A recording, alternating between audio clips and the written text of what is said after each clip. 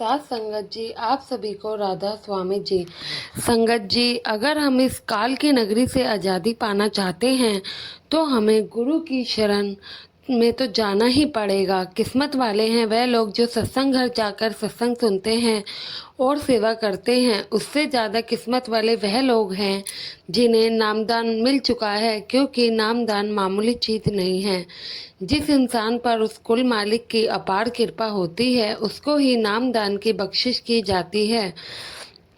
लेकिन हम करते क्या हैं, पहले तो सोचते हैं कि नामदान मिल जाए तो हम बहुत ज़्यादा भजन सिमरन करेंगे, लेकिन जब हमें उस कुल मालिक की दया से नाम मिल जाता है तो उसके बाद हम भजन सिमरन करते नहीं हैं और नामदान को लेकर रख लेते हैं। हम कहने लग जाते हैं कि हमारे पास टाइम नहीं है, हमें बिल्कुल भी बाल बच्चों से टाइम नहीं मिलता, फुर्सत नहीं मिलती, और न जाने कितने बहुत बहाने बनाने लगते हैं। सद्गुरु जी ने कहा है कि नामदान मिलने का मतलब यह नहीं कि आपको मुक्ति मिल गई है। अगर नामदान आपको मिला है, भजन सिमरन करोगे तो ही जाकर तुम लोगों को फ़ायदा कर होगा। गुरु के हुक्म में रहोगे और गुरु के ही दिखाए रास्ते पर हम चलेंगे तो ही हमें यहाँ से मुक्ति मिल पाएगी। नामदान लेकर रख लेने से कुछ नहीं होने वाला है, क्योंकि अगर हमें नाम की बख्शिश हुई है तो हमें किन किन बातों से और किन किन वजह से नाम दान मिला है और क्यों उस परमात्मा ने अपनी दया के लायक हमें समझा। साथ संगत जी, आइए जानते हैं। परमात्मा ने हमें सच्चे नाम की दौलत दी है। सबसे पहले तो हमें यह समझना होगा कि परमात्मा की खोज के लिए और सच्चा ज्ञान प्राप्त करने की जिज्ञासा मानव जीवन का एक महत्वपूर्ण लक्ष्य होना चाहिए। प्रत्येक इंसान जीवन में किसी न किसी रूप में इस प्रश्न का सामना करता है कि मैं कौन हूँ और परमात्मा कौन है और मैं उसे कैसे प्राप्त कर सकता हूँ। इस प्रश्न का उत्तर प्राप्त करने के लिए हमें अंदर की यात्रा करनी होती है, क्योंकि परमात्मा का सच्चा ज्ञान बाहरी संसार में नहीं है, हमें हमारे अंदर है। परमात्मा की खोज एक आध्यात्मिक यात्रा है जो कि आत्मज्ञान और सच्चे ज्ञान से ही मिल सकती है। इस यात्रा का प्रारंभ तब होता है जब व्यक्ति अपने संसारिक जीवन से सारी मोह माया को त्याग देता है और वह यह सोच लेता है कि भारी सुख सुविधाएं स्थायी नहीं हैं। सच्ची शांति और सच्चे सुख की प्राप्ति केवल और केवल परमात्मा के ज्ञान से ही संभव है।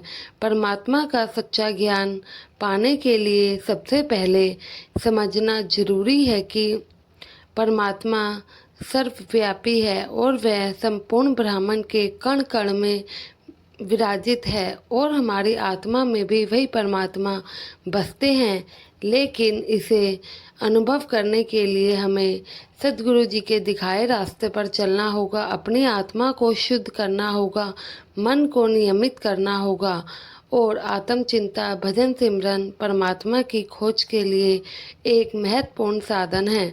आत्मचिंता का मतलब अपने भीतर झांकना होता है और अपने विचारों, कर्मों, भावनाओं का विश्लेषण करना है। जब हम अपने अंदर के संदेह, लालच, क्रोध, मोह, अहंकार सबको पहचानते हैं और उन्हें काबू में कर लेते हैं, तब हम आत्मज्ञान की ओर बढ़ जाते हैं।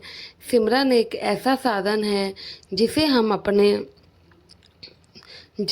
अपने मन को शांत कर सकते हैं, परमात्मा के साथ साक्षात जुड़ सकते हैं।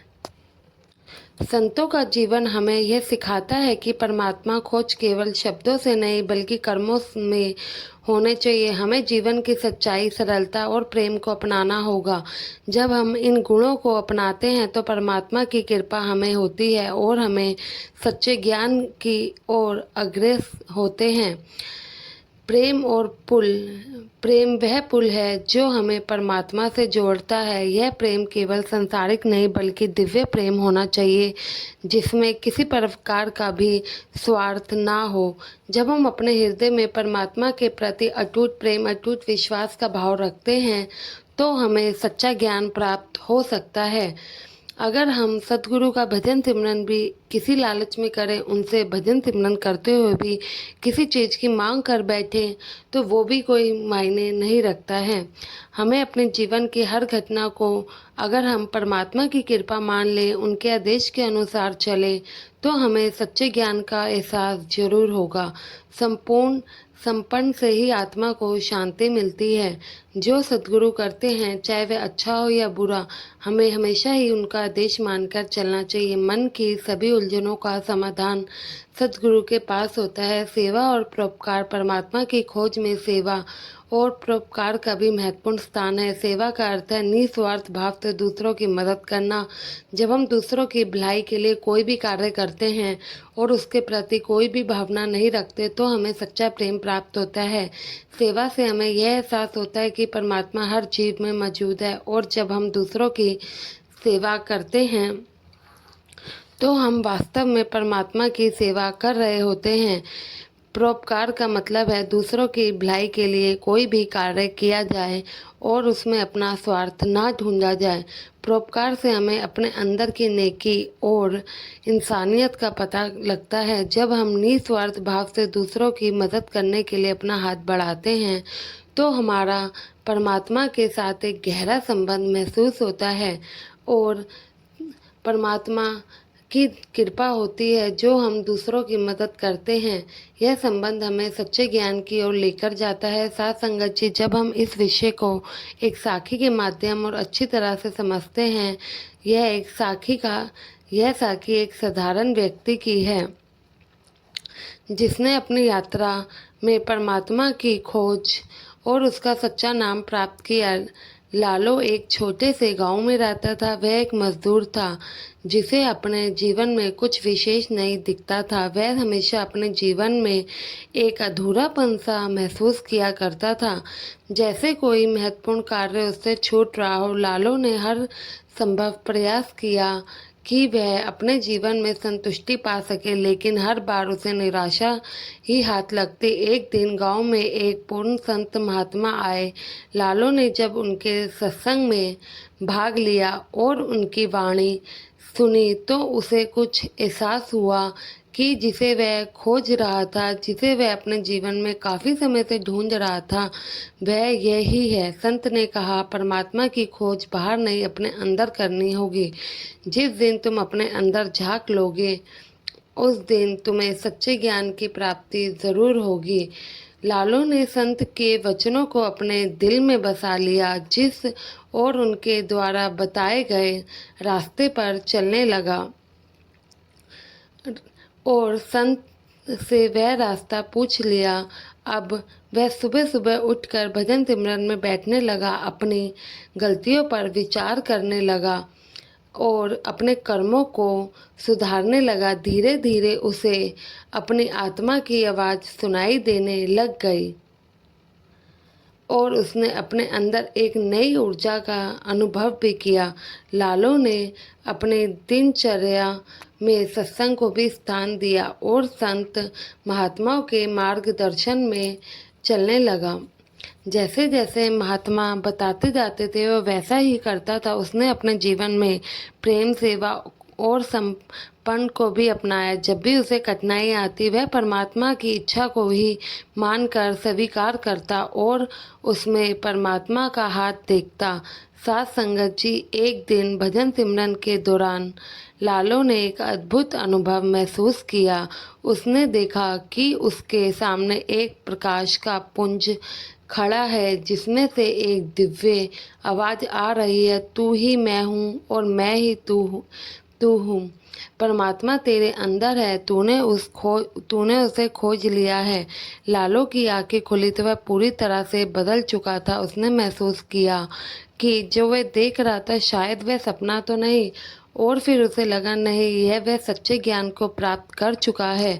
उसे यह भी समझ आ गया कि परमात्मा की खोज एक आंतरिक यात्रा है जिसमें प्रेम, सेवा, समर्पण और आत्म है। उस दिन से लालो का जीवन पूरी तरह से बदल गया और वह परमात्मा के दिखाए रास्ते को ही चलता था। और अपने जीवन में उसने महसूस किया कि वह काफ़ी खुश है और संतुष्ट है।